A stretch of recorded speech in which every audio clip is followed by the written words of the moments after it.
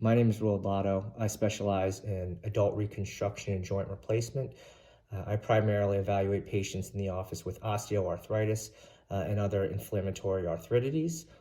Uh, when non-surgical treatments such as activity modification, anti-inflammatory medications, physical therapy, and cortisone injections don't provide adequate symptomatic relief, something we often consider and discuss are the potential benefit of a procedure such as a joint replacement, whether it's a hip replacement or a knee replacement. The most common question that I see here in the office is, how will my pain be managed after surgery? What can I expect? And this is a very exciting topic in orthopedics today, and that I feel as though we've made great advancements in the understanding and treatment of perioperative pain. And nowadays, when we talk about pain, we really focus on a three-pronged approach on managing it. So number one would be preoperative treatment. So before surgery, each patient does receive a cocktail of different oral pain medications, acetaminophen, an anti-inflammatory medicine, and an opioid medication. And what this cocktail does, it helps prime the receptors to really stay on top of the pain before you start to experience it.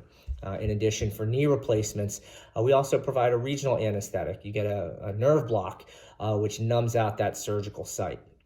The second prong is intraoperative. So in the operating room, we generally have shifted towards spinal anesthesias, which often are associated with improved pain after surgery. In addition, we give a periarticular injection where we essentially inject pain medicine into the surgical site directly. And then the final prong is the postoperative area, where we maintain everybody on multimodal analgesia. So each patient gets acetaminophen or Tylenol, an anti-inflammatory medicine, in addition to an opioid pain medication for breakthrough pain if it's needed. Our goal is to, allow improved pain levels so that we can rehabilitate and get more aggressive physical therapy.